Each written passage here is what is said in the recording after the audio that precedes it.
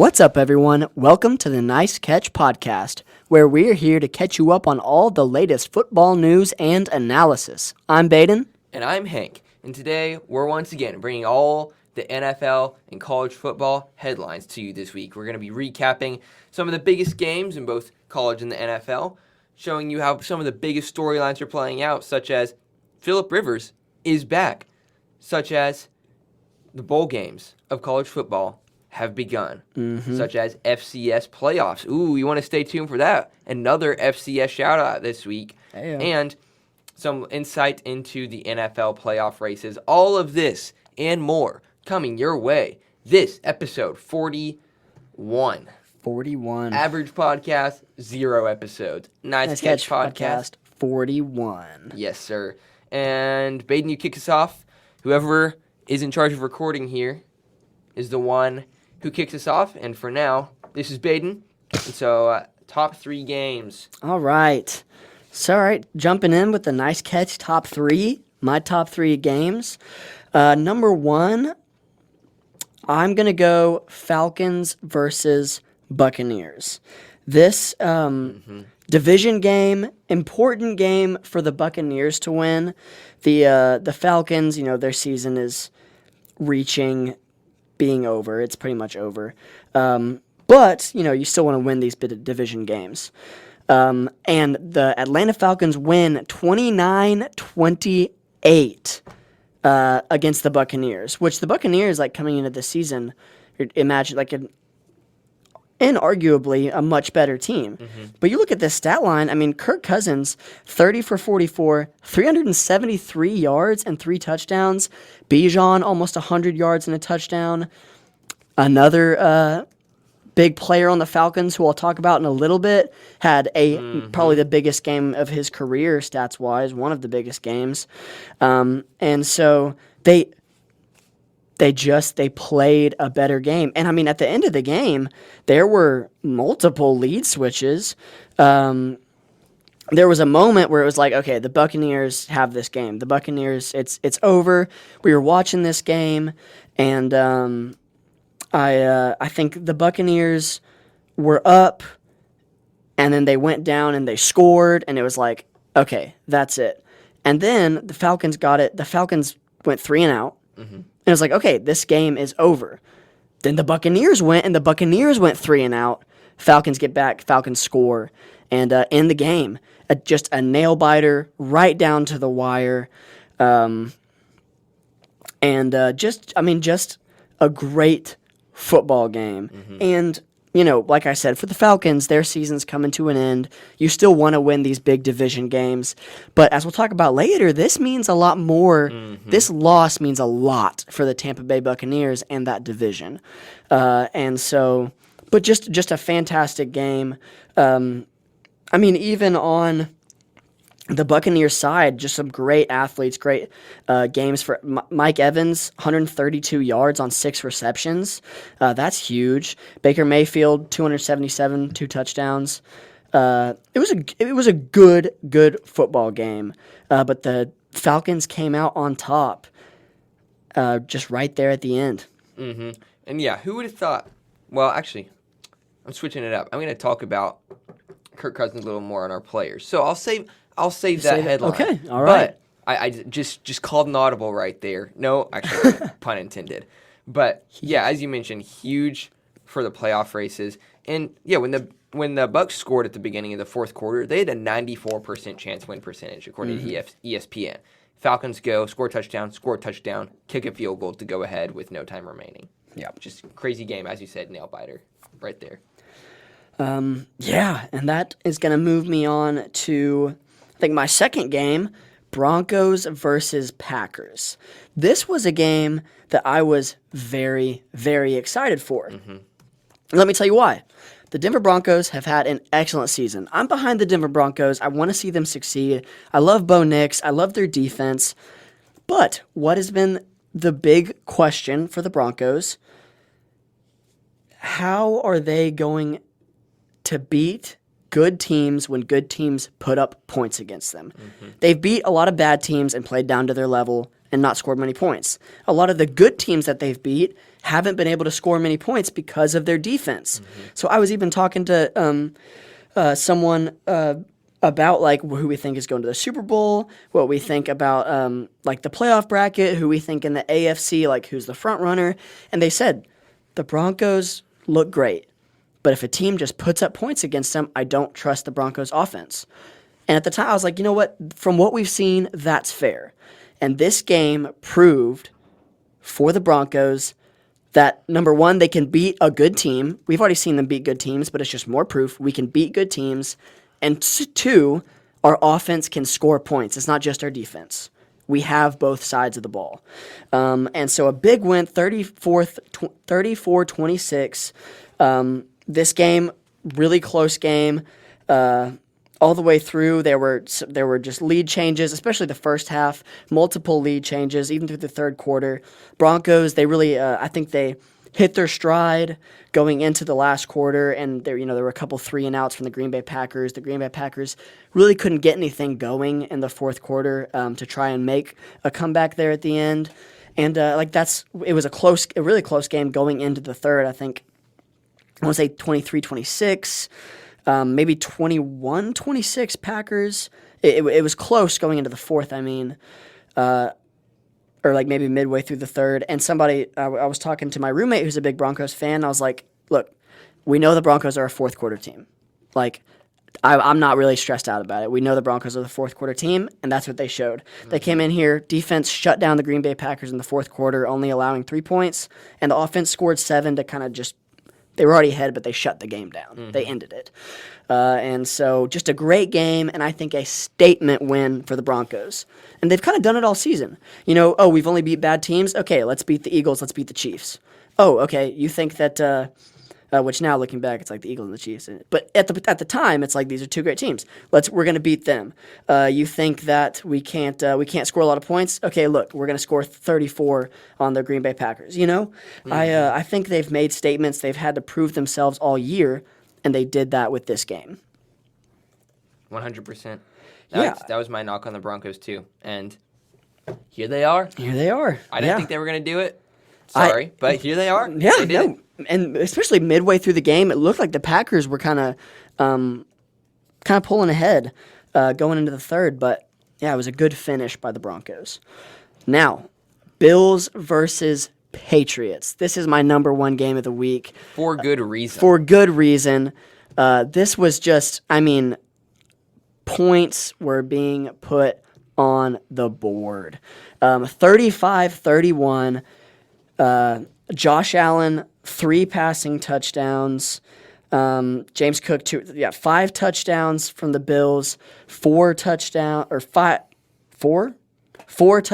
from the Patriots. This was such a big game. I think if the Bills lose this, their playoff hopes are done. And that was one of the big things, as they said coming into this game. A lot of people were saying like the Bills. This is a must-win for the Bills. And they got the job done in a nail-biter. We saw, it was just an incredible game all the way through. Drake May, 2 rushing touchdowns. And, honestly, not even, passing-wise, it wasn't his best game, but still kept it close. Just a fun game. Just an absolute shootout. Just putting up points on the board. Those are the games, it's a nail-biter, and it's not 7-10. It's 35-31. Both teams are just going at it. Incredible game. Keeps the Bills in it. I think the Bills are definitely going to be in the playoffs now. And now we see, okay, the Patriots still have something to prove. I think if they had won this game, with the way Josh Allen played, if they had still come out and won, I think, okay, they proved that they can beat a team playing really, really well to that level.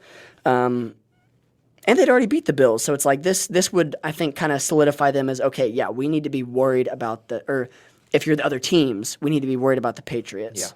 Yeah. So this was a big game for them to win, but for the Bills, I think it meant even more. The Bills had to win this to stay in the playoffs, to be there in the playoff race. And so just more than anything, just a fun game. 35-31. Real close, and just so many points scored. It was a fun one to watch. Yeah, for sure. I mean, I was keeping up with the score and like, okay, wow, the Patriots are up 21-0. I picked the Bills to win. Like, I thought that, most of the time divisional opponents, if they're around the same skill, they split games. Yeah. And that's what we see most of the time. I thought that's what we're going to see here, but I thought they were going to pull away. And the Bills come back. They win it. James Cook put on a great performance. Just that clutch rushing touchdown to go ahead at the end. Both running backs with a great game, and all around, great football game. Just the exact kind of game that you want to see, especially when it means a lot to both teams. Bills are still in the divisional race right now, but based on who the Patriots play and them only being one game ahead, there's a small chance if the Patriots lose to the Ravens and the Bills beat the Eagles, because their other two opponents are, should win games. Yeah. Jets, Dolphins type.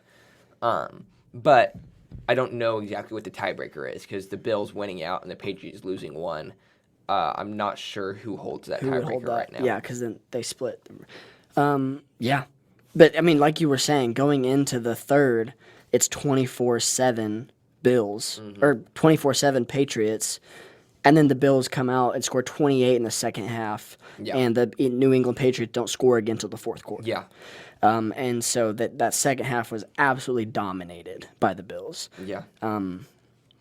But yeah, that's my top 3 games of the week. Yeah. And I mean, three, in my opinion, I watched 3 really fun games. Yes. Broncos, Packers. I'm gonna say them in order: Falcons, Bucks, Broncos, Packers, Bills versus Patriots. Love it. We're gonna keep the NFL trend going to start, and then we're gonna go down. Think of if you know the Sickos committee on all over the place. They're awesome. They talk about all the random stats, all the random. We're gonna go kind of a little bit down there. Not quite. They do a lot cooler stuff than this, than FCS games. But we're gonna get to the FCS. Is what I'm trying to say. All right. Starting in the NFL, we have the Colts versus the Seahawks. Again, we'll talk more about the storyline with the Colts quarterback later, but the Seahawks have looked almost like a Super Bowl team. I don't see them as quite there, but they are a playoff contender at least. They are going to be in, and they're going to be hard to beat in the playoffs. The Colts have looked downhill, falling off, whether it's injuries with their quarterbacks, and they just haven't been performing as well. I thought I counted them out before this week, but they made it a nail-biter. Seahawks, they're vying for the 1 seed, and it should be an easier game to win. Of course, Jonathan Taylor is always a threat, but you're not as worried about the passing game this game as you have been, if you had played the Colts like week 5. But this game was back and forth, and the Seahawks, in the end, they win, but they scored 0 touchdowns in this game. Mm-hmm. They won this game 18-16 with 6 field goals. 6 times 3, 18, and 3 of those, half of their points, 9 points were scored in the fourth quarter. And Phillip Rivers threw a touchdown pass. We'll talk more about that later, but this game... The only quarterback in that game to score a touchdown. Which is crazy. Who would have thought that in what year is it? 2025... What year is it? What? It's later than we usually record. Yeah, right? exactly. We'll chalk it up to that. It's finals week, guys. It's finals week. It should be Christmas. Anyway, who would have thought in 2025, if it's like, hey, guess what? Sam Darnold, franchise quarterback, is going to be playing for the Seahawks and barely beat Phillip Rivers, who's playing for the Colts after sitting on his couch for 4 years. Like, wait, what? What is happening? Yeah. But another game. And Phillip Rivers is going to be coming in place of Daniel Jones, who was having an MVP season on the Colts. Yeah, to keep the Colts alive for the Super playoffs. Bowl hopes alive by making him in the play. What is happening? Somebody pinch me. Yeah, the NFL is not real, guys. It is scripted, confirmed. Another game, going to one of the only FBS games we've had this past week. Obviously, bowl games started this same day, but one of the greatest traditions in football, the Army versus Navy game. Always super fun to watch because I think to stay a healthy football fan, you got to watch a triple option. Yeah. Wow. That was kind of a voice crack, just kind of enthusiastic, too. We'll Yeah. go with enthusiastic We'll go with there, enthusiastic, definitely. guys. I love watching the triple option. Just anytime, like even in Madden. It's not very good in Madden because I'm not very good at using it. Yeah. But it's in the Ravens playbook in Madden 24, which was what I have on the PS4 back home. Keep it, whatever. But it's just so fun to use a triple option. It's hard to stop once you do it well, and Army and Navy both run it very well. And more than that, Navy's ranked for most of the season. Army barely at 500, barely above 500. But it was close the whole game. And Army in the middle looked like they were taking control. Upset alert on Navy. But in the end, Navy wins the game. And we talked about the triple option. But how did they score this touchdown on 4th and goal? With a pass play in the Army-Navy game. A grand total of 12 passes thrown this game. 12 the whole game. There are 2 quarterbacks, guys. 12 passes the whole game. I'm pretty sure. I need to fact check myself on that. We talked about this last year about this game. Mm-hmm. Which I mean, always one of the few things you can cover around this time of the season. But like always, a very fun game to watch. Yeah, 12 total. Okay, 12 total passes completed. That's on me. 24 total passes thrown. It's still not a lot. They only completed as a collective group. They completed half their passes. Yep. And each of them threw an interception, which I was looking at like odds beforehand of rushing yards. Like both of these quarterbacks are heavily favored to score a rushing touchdown, and they both did. But I was wondering, like, what if I like had predicted both of them to throw an interception? Like they're only throwing 24 passes in the whole game. What are the odds that 2 of those, that like almost 10% of their passes would be intercepted? I just was wondering what were the odds of that beforehand. Yeah. But always a super fun game to watch. And this year, as it has been in recent years, I feel like it was especially close. Lots of great athletes on this field. And just always very, patriotic game to watch. Really fun. Is that 2 in a row for Navy now? 3. Army, actually, I'm pretty sure Army won last year. Last year? Okay. But I'm not sure what. I don't know why I thought Navy won last year. If we're looking at the all-time record, Navy leads with 64, but Army has 55. So it's a close rivalry. Mm-hmm. Rivalry dates back to 1890. Yeah. So it's been going on. For a while. 126 total games. So always fun to watch. But another game that not many of you may have watched, if you were watching college football at I think in the early window. This past Saturday, and you're like, man, there's not much football to watch. You might have turned on the FCS playoffs where Villanova, yes, they do have a football team, not just a basketball team, was visiting Tarleton State in Texas, in the Houston area.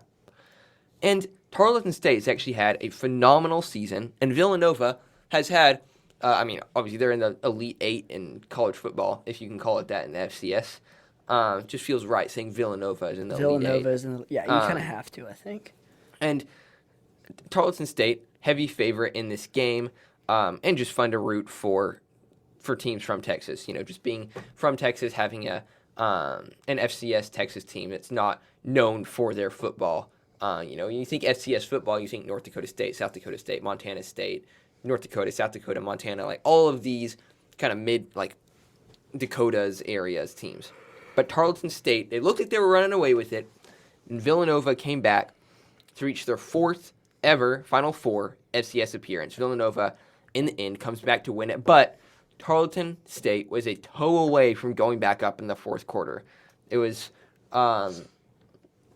it was, I think it was called a touchdown on the field, but he was stepped pretty far out of bounds, but he was an inch away from getting his foot down in the end zone, scoring the go-ahead touchdown. But nail-biter to watch, fun to watch, and always love giving the FCS some love because, hey, guys, there's good football played in every division. Oh, for sure.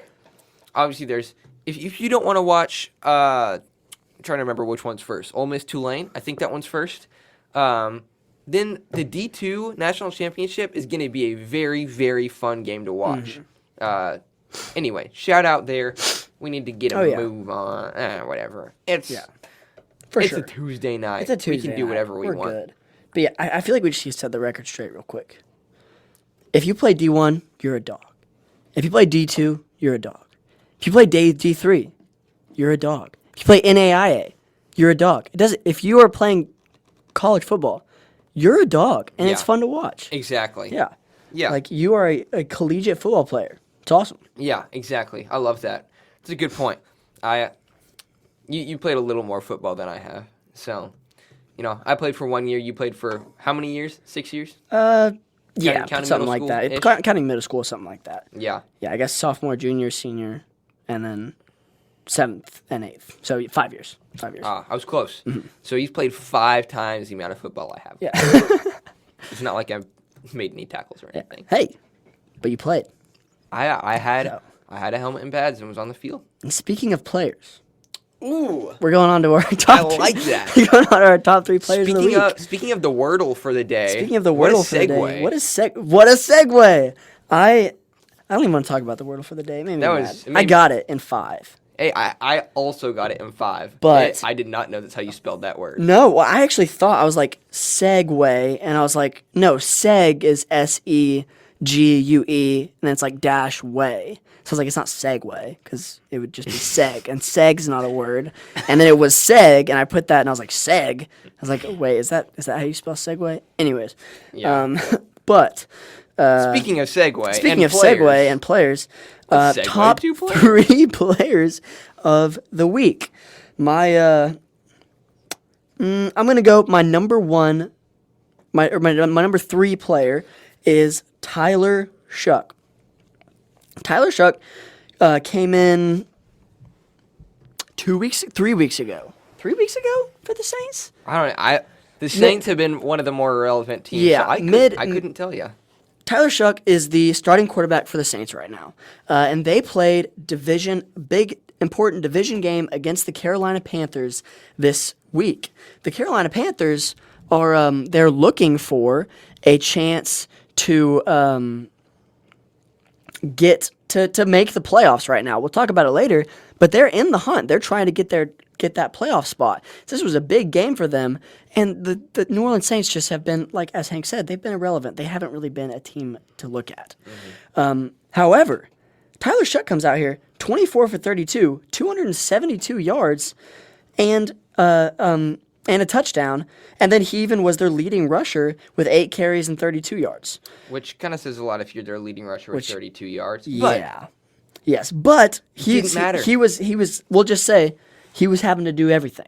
That's what it seems like. Devin Neal had a rushing touchdown, so he was the leading rusher by 4 yards. Okay.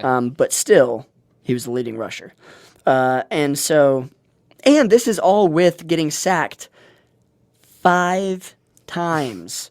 So his career won't be long if this is the trajectory we're going at. Talk about. Yeah. But, I mean, for him to come in here this year, and he has had to do a lot with the New Orleans Saints. But look at the past few. They beat the Saints. They are the Saints. They beat the Panthers this week. They beat the Buccaneers last week. A close one with the Dolphins. They beat the Panthers both times this year, actually. Which is really funny because we talked about when two teams are about the same, they generally split games. And the Saints are the worst team, but won both times. But won both times, which is actually, I was just looking at that. That's actually really funny. Yeah. But, I mean, he is doing everything he can right now with the weapons he has. But, yeah, for him to come out here and win this game, because this isn't a bad team playing a good team when the good team is 11-3 and guaranteed a playoff spot. The Panthers need this win. They need every win they can get if they want to make it to the playoffs. This is important for them. And the New Orleans Saints said not today. Not today. And Tyler Shuck was a big part of that. And so just a good game by him, and not just shouting him out for this week, but the past couple weeks he has come out here and he has really been an athlete. He's really been a player on this team and has kind of been a just under the radar, is playing good football, and he's doing his best with what the Saints have right now. So big shout out to Tyler Shuck.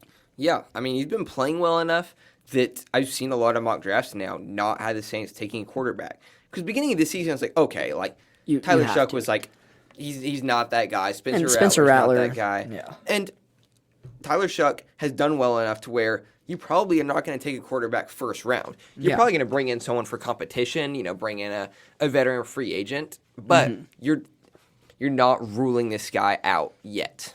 Yeah. So a big game for him. Moving on.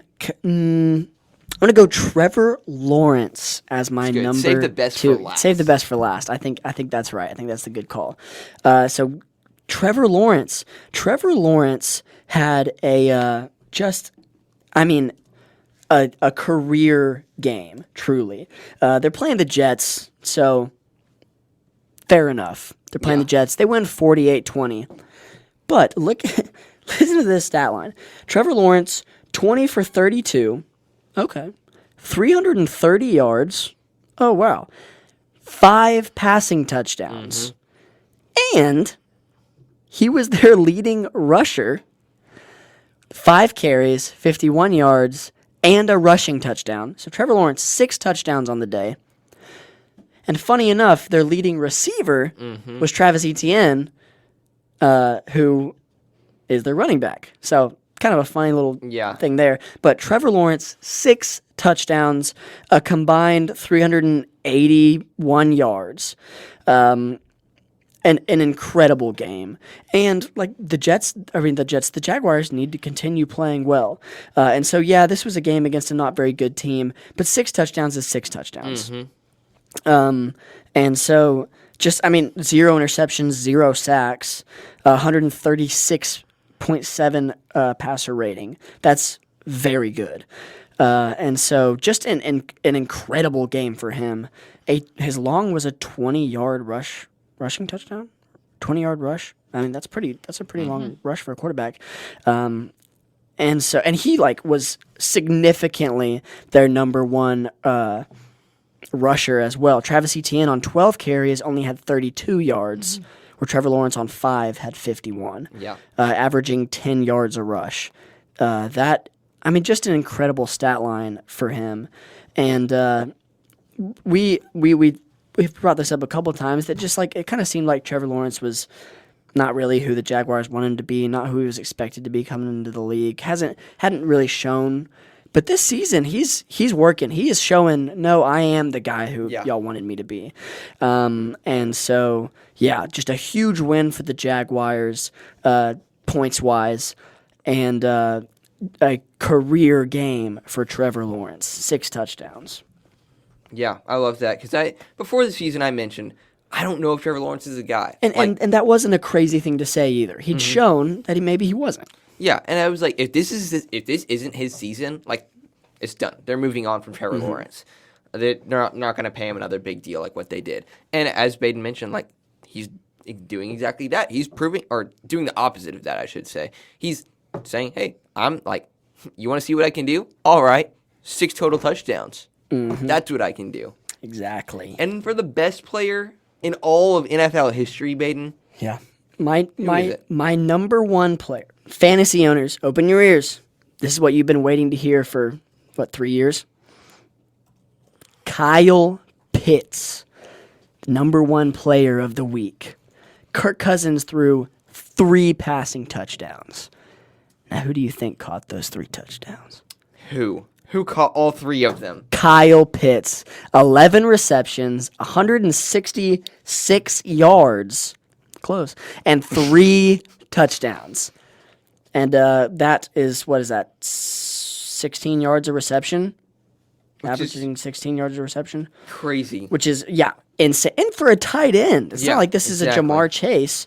11, he's better. Sorry, I don't know why I said that. He's better than Jamar Chase. Yeah, exactly. 11 receptions, 166 yards, and 3 touchdowns. Literally, I'm not joking. The entire game from when I started watching, I think I got into my dorm and turned it on in the third. I think going into the third quarter, we're just at a halftime maybe. The whole game, the announcers were just saying, this is the game where he's showing what everybody thought he was and what everybody wanted him to be that we haven't seen yet. This is when we're seeing him be like that. And to be fair, that's exactly what happened. all the fantasy owners that see Kyle Pitts somehow in the top 15 or 20 players every year, the top 3 tight ends, and that never happens. This was the game that is supposed to be every single game. But I mean, like, as much as we're kind of joking around with it, this is an incredible game for a wide receiver number 1. As a tight end, 11 receptions and 3 touchdowns, 166 yards.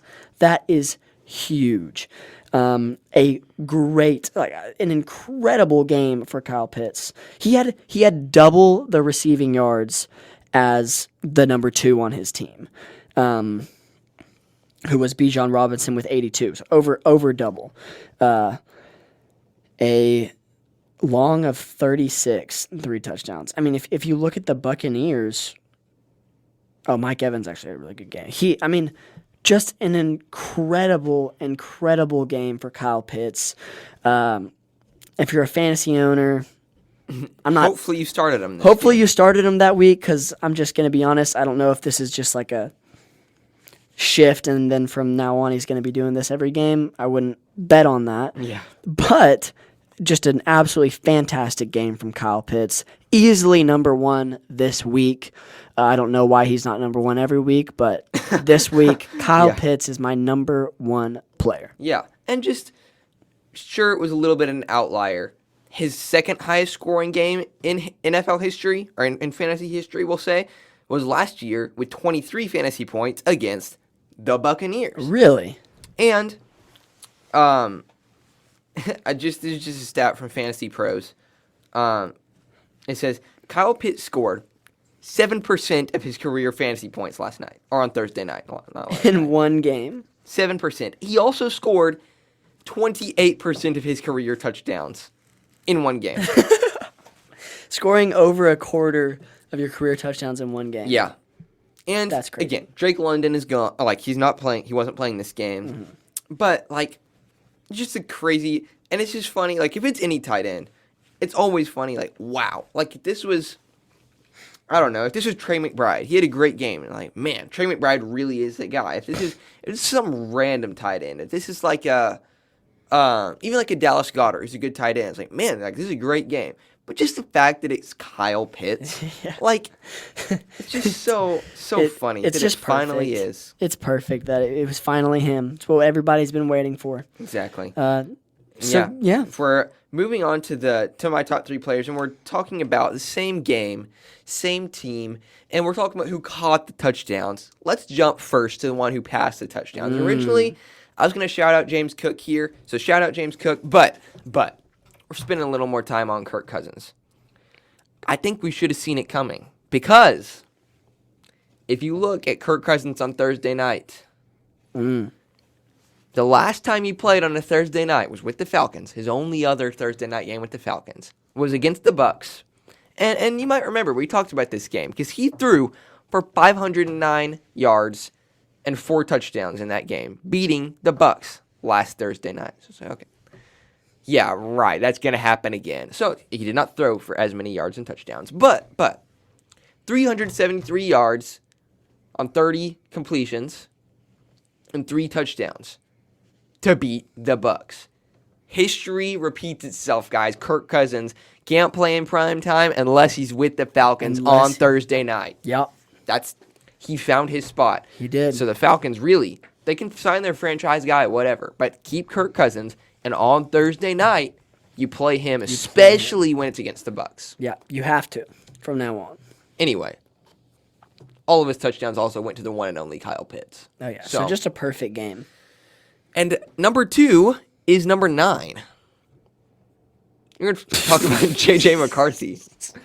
J.J. McCarthy, sure, didn't have the greatest game, but 9 is not just a meme, guys. He actually could be a good quarterback, ? Because 15-24, 250 yards, 2 touchdowns and 1 pick. Yes, it was the Cowboys, who some weeks look like a great defense when they're playing a team like the Raiders. But when they're playing a good team, they don't look all that great. Mm-hmm. But J.J. McCarthy also had a rushing touchdown that looked Kind of like Peyton Manning's rushing touchdown against the Cowboys from 2015, I think. Yeah. Just wide open, Walking fake the in. handoff, bootleg out. No one goes with him. And I really liked in the game how they highlighted his throwing mechanics and talked about rookie Josh Allen. Rookie Josh Allen was just he was fun to watch because he's Josh Allen. Yeah. But very bad completion percentage. His mechanics were pretty awful. Mm-hmm. Turnovers were despicable. Exactly. Turnovers. And decision-making. Decision-making especially was what, there are plenty of games where he's just holding the ball, just throw it away. It's okay. You lost that down. And I think part of this is J.J. McCarthy not having as many reps. He's at Michigan, a run-first team. Even declaring for the draft his junior year. He is showing, with some work, he could be like rookie Josh Allen. I don't think he'll be Josh Allen. Very different type of player. But sure, it's been a bad season. But don't give up on J.J. McCarthy yet, is what we're saying. Especially because he's Kevin O'Connell. He's the quarterback whisperer. Yeah. Speaking of a quarterback... Never mind, I'm not going to say that. Well, Phillip Rivers had a great game. We're going to move past that. Phillip Rivers, who would have thought this week that Phillip Rivers would start at quarterback for the Colts? Well, he's 44 years old and almost win. His stats weren't all that crazy, but just a storyline. It's not enough for me to talk about in my storylines, but we'll talk about him as a player for the storyline. Ooh, kind of mesh it all together there. But 18-27, 120 yards, and a touchdown, and 1 pick to almost beat the Seahawks, who are one of the best teams in the NFL today.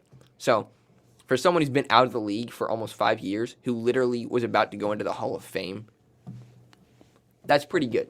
Absolutely. I think that's good enough for him to be shouted out on the nice catch top 3. Not as good as Kyle Pitts, don't get me wrong. Yeah, okay. As long as you make that clear first. I do have to make that clear. But Kirk Cousins, J.J. McCarthy, and Phillip Rivers. Oh, yeah. Passing touchdown at 44 and making it that close with that good of a team. Exactly. Definitely shout out to him. You could tell looking at it, watching the game, you're like, the movement and you could just tell he hasn't played for 5 years. That's what you could tell, Mm-hmm. 5 years? 4 years? No, 5 years. Yeah. I guess this was 2020. Next year would have been his 5th year, so I guess it's 4. Okay, so 4 years. Haven't played for 4 years. You could see that. Yeah, 4. But he did. He was. He looked as good as you would expect, if not maybe even a little better, in that first game back. And so all props to him. It's kind of fun being able to see that. I hope he stays healthy, doesn't take any big hits or anything. This finishing out the season. Yeah. Yikes. Yeah. Yeah. So I think moving on to teams, this was one where I don't know. I didn't want to just put the same teams, but I was trying to figure out. Wasn't as much football played this week, and not really with college and everything, it was kind of hard to. Yeah, I think you're. That's fair. But I think you found some good ones. So I do think I found some good ones. Even not with great games, I think a lot of these teams put themselves in fantastic positions. Mm-hmm. So exactly. I'm going to start out with the Panthers. Already talked about the Panthers, but even with a loss this week, since the Tampa Bay Buccaneers also got a loss this week, the Panthers are tied for the division. I think right now the Buccaneers have the tiebreaker. Right now the Bucs do. Right now they do. But exactly. We'll talk later about. Mm-hmm, yeah, we'll talk a little bit more. But the last time the Panthers were a team that you were like, oh, this could be a team that makes it to the playoffs and could even do okay, was probably when they went to the Super Bowl. Yeah. And then the next year, I think they made it, but it was when Cam Newton got hurt, and I think that was Christian McCaffrey's year that he was runner-up for MVP maybe, or Offensive Player of the Year. But Cam Newton got hurt, and it just didn't end up being a good season for them. And so this is one of the first years. There were probably a 2-3 year span where the Panthers were just a complete joke.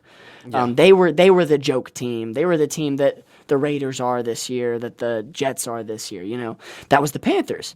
And so for the Panthers to come in here, be tied 7-7 with the Tampa Bay Buccaneers, who were a team that it looked like this could be a NFC championship team, like coming into this year. And yes, they've dealt with injuries and things, but the Panthers are tied with them for the division record-wise.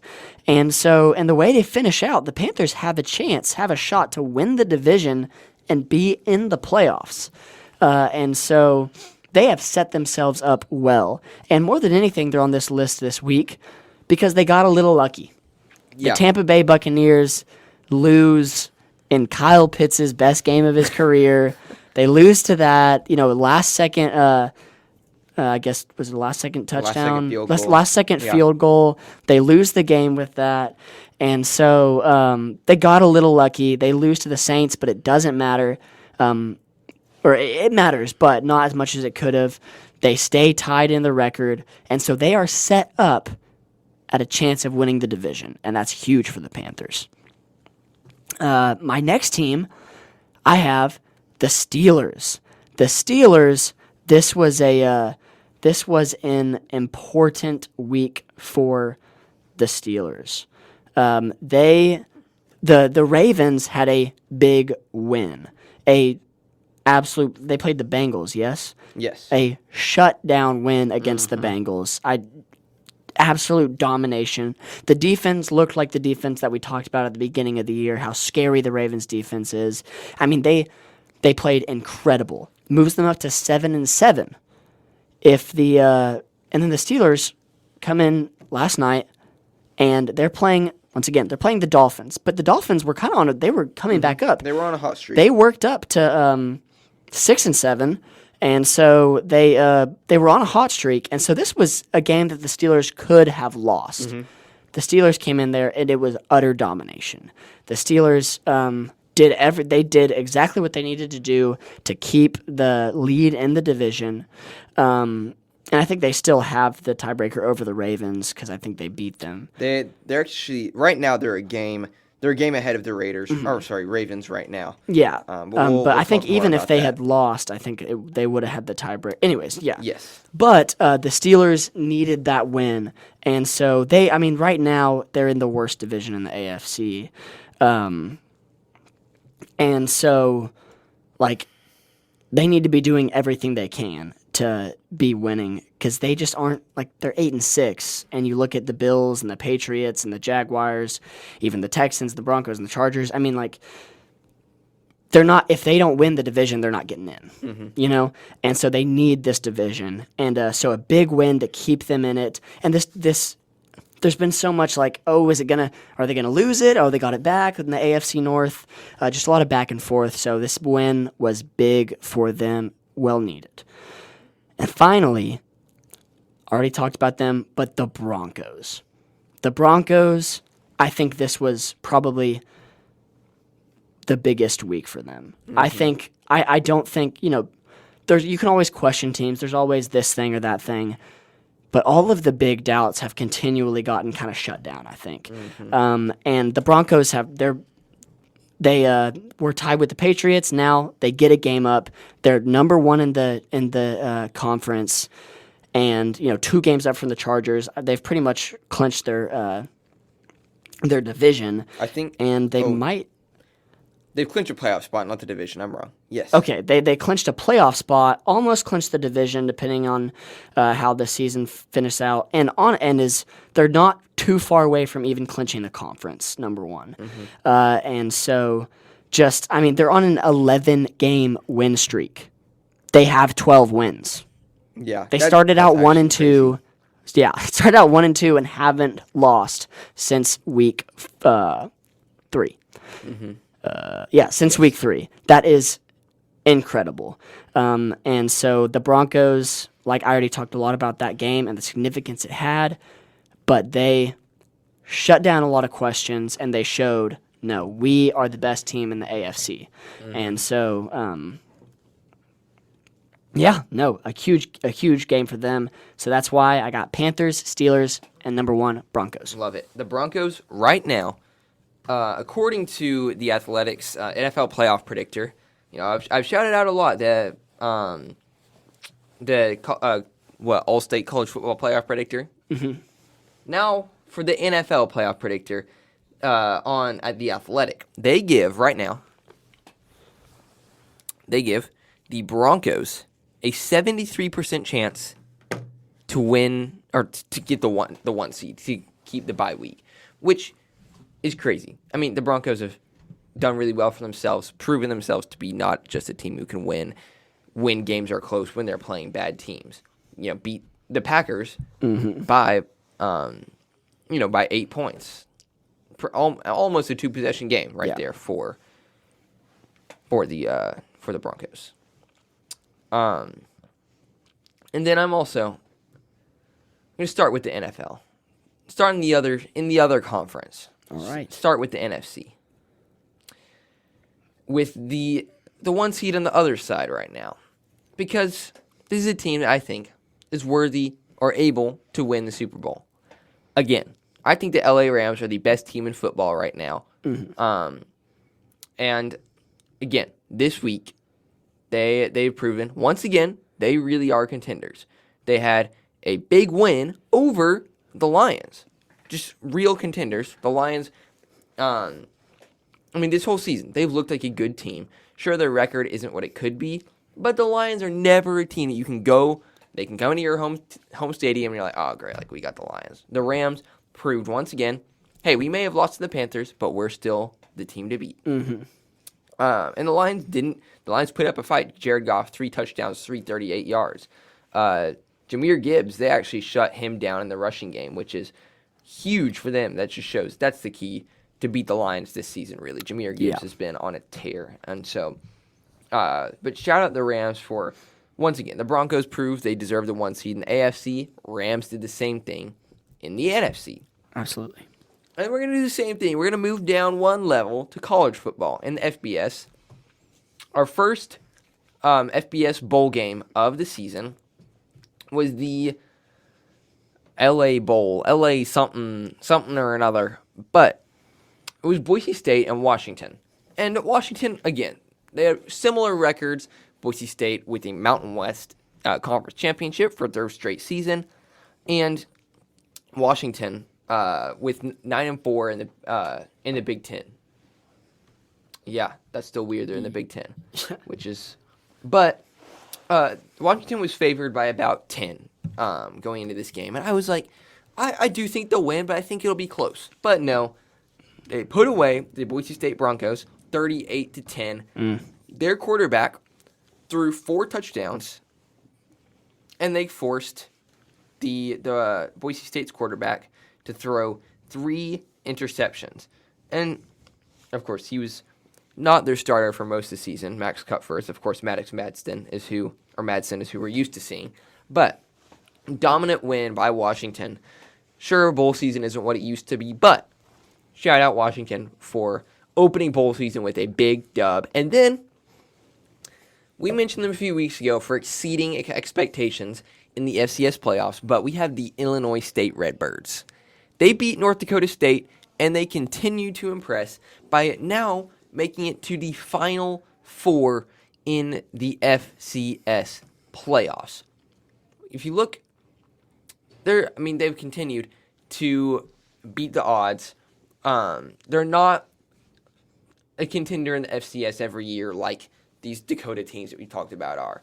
They're not, they're not just this team that you're like, oh man, like we have to play Illinois State, the Redbirds. But this season, as I mentioned, continuing to beat expectations every week. They're now one of the Final Four teams standing, playing, as we mentioned, Villanova this week. And that one is projected to be a very close game. And if they win this, they'll be in the FCS National Championship. And it will be against either Montana or Montana State, both of whom are going to be really hard teams to play. FCS perennial contenders up in Montana. So shout out Illinois State, the Redbirds, for exceeding every expectation. Oh, yeah. Shout out the FCS. So that's my top three. There you Once go. again, we start up in the NFL. Kind of at the Rams. Everyone knows Matthew Stafford and the Rams. Yeah. The Washington Huskies with DeMond Williams. Yeah, you know Washington. We know Washington. I mean, Michael Penix. Yeah, making it to the Natty a few years ago. Not everyone knows their quarterback. Then Illinois State. They beat North Dakota State. They beat UC Davis this past week. They are now in the FCS quarterfinals. So that is my top three teams. Yeah. Now we jump to some storylines, the fun some part. scary ones over here. Yeah. Ooh, monster. I'm going to leave that one for the last, I think. I have... We'll say all of them can be a little scary depending on who you are. yeah, for real. I'll start... Okay. I'm going to start with this one because I think we'll cover it a lot heavier maybe when Hank talks about some of his stuff. But I just want to talk about the Eagles. It's funny... When we kind of saw some like rockiness from the Eagles, I guess earlier in the season. And one thing we talked about the Eagles 2 years ago, how they just looked incredible. I think they were like 10-0, maybe 12-0, 10-0, and then just tanked. And there wasn't like a clear reason why. It was like their locker room stuff. Is it this? Is it that? They just tanked, and then they come back the next year, win the Super Bowl. Yeah, and then it's like. Well, that's not going to happen again. They're not going to do the same thing. I mean, they just won the Super Bowl.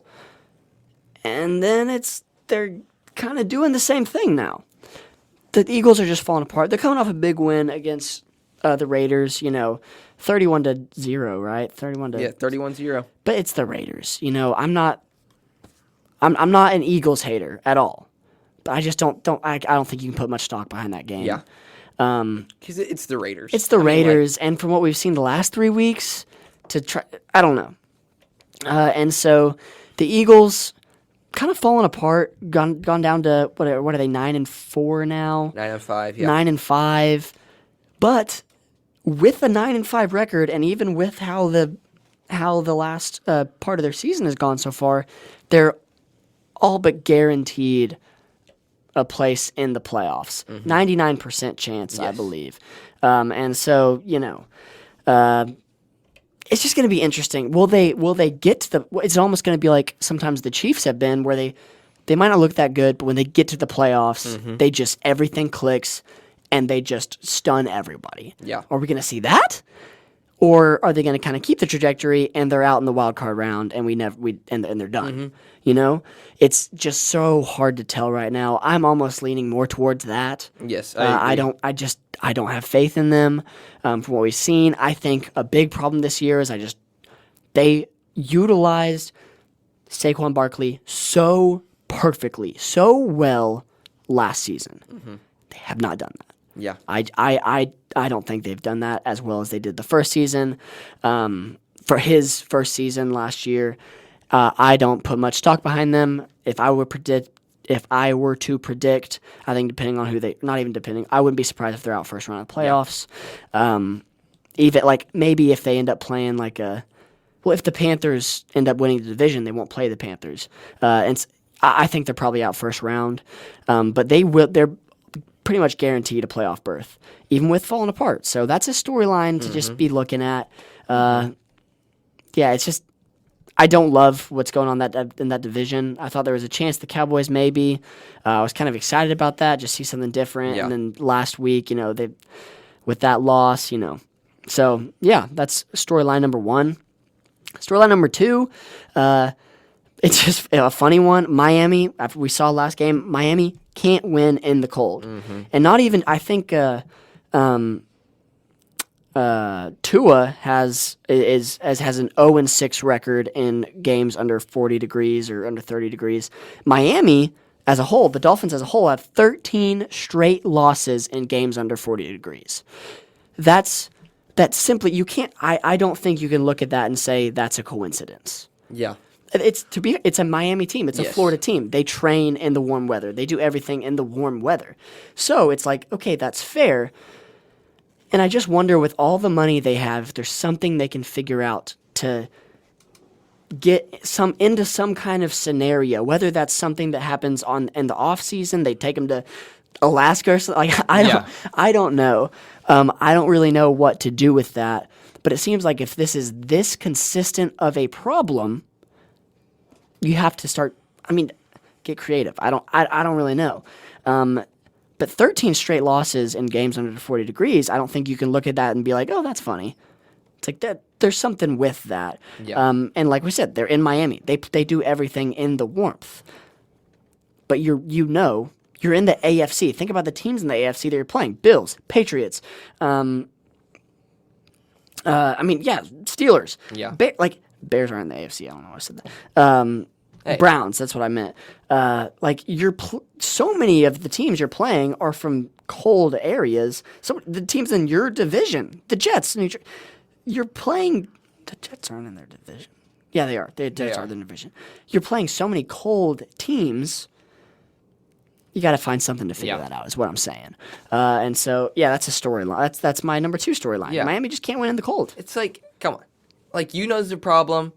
Just find something creative. The Eagles put a positivity bunny, I said it really weird, positivity bunny, in their locker room. Didn't work, they took it out. But, try something. Yeah, you got to try something. The Bills have a snow room in there, and they're in Buffalo. I think that's more like cold weather therapy.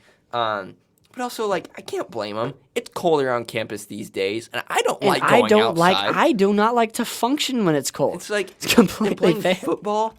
You can't bundle up and go play football. And especially we're from Texas. It's warmer there, but there's cold days like today. I mean, we're not in Texas, but Tua's from Hawaii, played college in Alabama, and is playing in Miami. So you can't really blame them. Yeah, no. It's fair and it makes sense. But still, there's a problem. You got to get creative. You got to fix it. Mm-hmm. Yeah, and then speaking of problems, this is the turf monster injuries. There's a monster, guy. There's a monster. And as funny as it sounds, it's really not. It's real. And this is, I'm talking about this because of the recent Micah Parsons and Patrick Mahomes. Both non-contact injuries, and I don't know if they were on grass or not, but that's not the point. You call it the turf monster. It's non-contact injuries. Micah Parsons and Patrick Mahomes, and then we've had multiple others. These are some of the bigger names. Daniel Jones, non-contact injury. Malik Neighbors, Christian Watson, Kyler Murray, Tyreek Hill, even an NFL referee last Thursday night, 2 Thursday nights ago. A few Thursday nights ago, Texans versus Bills, NFL referee went down with a non-contact injury. I mean, I guess I don't know. I don't have any solutions. It's just very interesting what we've seen this season.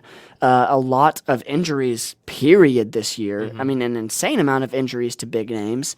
But a lot of non-contact injuries. The turf monster has been taking names this year. And I mean, season ending. Patrick Mahomes, not only did it end his season with an ACL tear, but it ended the Chiefs season, really. Micah Parsons, I mean, he's such a big part of that Packers defense. That was a huge injury for them. And so, of course, wishing the best for all of Daniel Jones. Think about how the Colts were doing, and now they're not trying to say this in a rude way, but they're having to resort to Phillip Rivers coming back to keep any playoff hopes alive. And so, you look at all this and you wonder, what is there something to be done? Is it I should have done the research, what percentage of these are on grass, what percentage of these are on AstroTurf, if there's a connection there. I don't really know. And I'm sure there are people that are a lot smarter than me that could say, with turf, this is more likely, or it's easier to stick your foot in here, do this or this. But there is, it's interesting the amount of non-contact injuries that have happened this year. And so that's definitely a storyline that I've kind of, you think about it and you're like, oh, that's kind of interesting. But then you have 2 names like Micah Parsons and Patrick Mahomes. And that's well, who else has it been? And you see all these other names, and you're like, okay, wait, this is a very regular thing this year. And so something I want to talk about is just the non-contact injuries have been a big deal this year, and not just for the players, because, of course, it's devastating for them, but, these have been like team season-ending injuries. Some of these, or at least trajectory changing. So yeah, it's very very sad, and of course, wish the best for all these guys. But it's interesting it's something to follow. Yeah, for sure. I mean, I don't remember how much we talked about this. I know we haven't talked about much on the podcast, but for one of my classes, we talked about the difference between grass and turf and how turf lends itself to more non-contact injuries because grass, if your foot gets caught, the grass can come up, it's dirt, but turf isn't that way, and it obviously applies more to like soccer where there's more running, but. The NFLPA is for a long time pushed for grass in every stadium. The World Cup is coming. They're putting grass into stadiums where soccer games are going to happen, but then they're changing it back to turf. And I don't think players think it's that big a deal. Yeah. I mean, but still, there is a correlation, and I think that could be something that players push for is all natural grass, in every stadium. Good. I would get behind that. I think. Yeah, I even agree. from my experience, I always enjoyed playing on grass a little bit more. I mean, even like I played ultimate frisbee on a turf field for like 3 hours earlier this year. Yeah. And like most of the time, like I'm not an athlete anymore, but like I can deal with playing ultimate frisbee for 3 hours. But my knee was sore for like a week, and I was like, why? And I was talking to someone, and they're like, oh, like it's probably because it's on turf. I feel like that happens every time I play it on turf. I'm like, oh, Yeah. like it just And that makes does, sense. yeah. And like, imagine you're playing football and you get the mud on your jersey, a little dirty, Yeah. and it's like you feel like you got, kind That's of looks that's cool. a good point. And then somehow, of course, you got Cam Scattaboo, who's got dirt on his jersey, even though he played on AstroTurf. So I don't know I don't really know what to do with that. But yeah, so those are just my thoughts. Yeah, that's a good point. What do you got for us, Hank? Awesome. Storylines. We'll fly through a couple, and then I want to talk about NFL playoffs. Okay. But first, we're going to talk about the Heisman race. This happened last Saturday, and so we all expected Fernando Mendoza to win it. But we mentioned it's a down year. But again, they're not stat padding. Mendoza has sat out a lot of fourth quarters, let his little brother, who's backup quarterback, play games, which is just really cool. And like, it's in Indiana hasn't needed these blowout wins. Every win, they haven't needed like to score a ton of points because they've already been up enough. Yeah. Yes, it was a down year, but like, it's not like he didn't deserve it. By far he deserved it. Of the finalists, I think he definitely deserved it. Sure, Pavia had a good case, and I think he deserved the votes he got. Yeah. But based on the other finalists, I think that Mendoza deserved it. Like, everyone kind of had a down season. And I mean, Rodriguez from Texas Tech, he had a great season. And I do wish he had gotten more love for it. But I think Mendoza did deserve this award. If you want to look more into it, I think it's totally worth it to see the stats and see that it wasn't as down a year as people are saying. So we're looking at another quarterback who we think about Andrew Luck. It's like, man, how sad is that? A quarterback that I see in the exact same light, right, in this stage career, is Joe Burrow. He has been hit a comparable amount, I think even more than Andrew Luck was. Even more, I think, from stuff that I've seen. His O-line has never been good. Yeah. His team around him has been competitive, but never good enough to get him that Super Bowl win. It made it that second season, but never made it back. And his press conferences have reflected this struggle. And I don't think that he said like, no, like I'm happy here in Cincinnati. But I think he's weighing the options. I think he's seeing like, man, like this is not going to be good long term for me to keep doing this. Yeah. Like if I'm not going to get some help here, like it might be time to hang it up. Yeah. It's not good for me long term. And I think it's always good for quarterbacks to realize that for every player because there's a lot more than football. Yeah. But it's just crazy to see that. We talked about this before, but to see it actually happening, like you can see it in his eyes, like, it might be close to the end here. For someone who's on a Hall of Fame trajectory, even if he doesn't get that Super Bowl win, if he plays a long career, like he's in the Hall of Fame. Yeah. But the stats he's been putting up, he is on that trajectory, one of the top quarterbacks every year. But his injuries, he's been hit enough. And it's hard because this early in the season, I mean, the Bengals are going to do everything they can to not let him. It's not like he can just be like, you know what, I think I want another team. Mm-hmm. Like, the Bengals aren't going to let him go. Exactly. They're going to do everything they can to not let him go.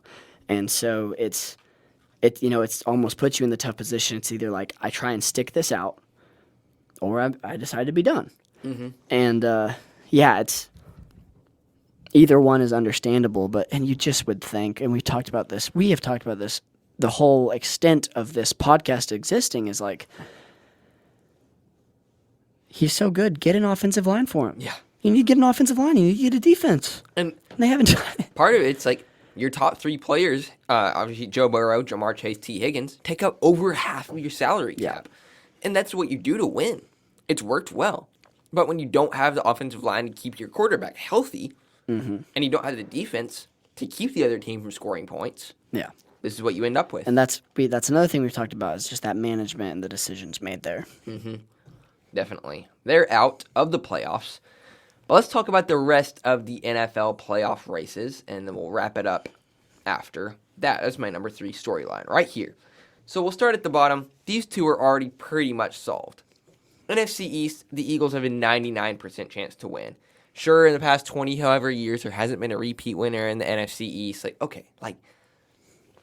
What's going to happen is the Eagles are going to lose to the Commanders this week, and the Cowboys are going to beat the Chargers, and everyone's going to be like, oh my gosh, it's happening. And then, it's not going to happen. It's still not going to happen. But, so the Eagles have pretty much wrapped it up there, and the Broncos have pretty much wrapped up the AFC West, a 91% chance to win. The Chargers only 9%, with the Chiefs being eliminated last week. These are some that could be interesting, but I want to focus on 2 that are the most interesting. Some that could be interesting, NFC West, Rams, Seahawks, and Niners. Not a whole ton of interdivisional games going on at the end, but that one is close, but would take a long time to dig into because it's a 3-team race.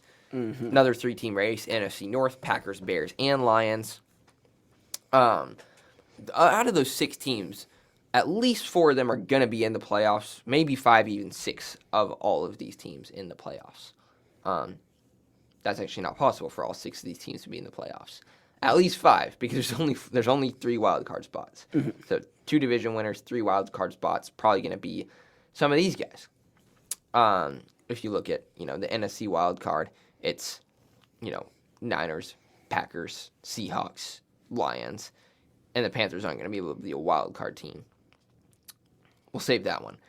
Also interesting, AFC South, Jags and Texans, and technically the Colts, but the Colts have a 1% chance to 1% chance to win the division, or less than that. So, but Jags and Texans could be interesting. Pats and Bills could be interesting. But the most interesting ones, second most interesting, AFC North. Steelers are 1 game up on the Ravens, and they meet in Week 18. Possibly for the division, and if so, then it's likely for a playoff spot, because I don't think they're going to make a wild card spot. Mm-hmm. Steelers play Lions, Browns, and Ravens. We'll probably give them a win against the Browns, loss against the Lions. We'll just say that. Ravens play Patriots, Packers, Steelers. All going to be tough games there. Yeah. And they're down 1 game. But if they impress and the Steelers flop, because Myles Garrett's been on a tear, probably he's going to break the sack record next game probably.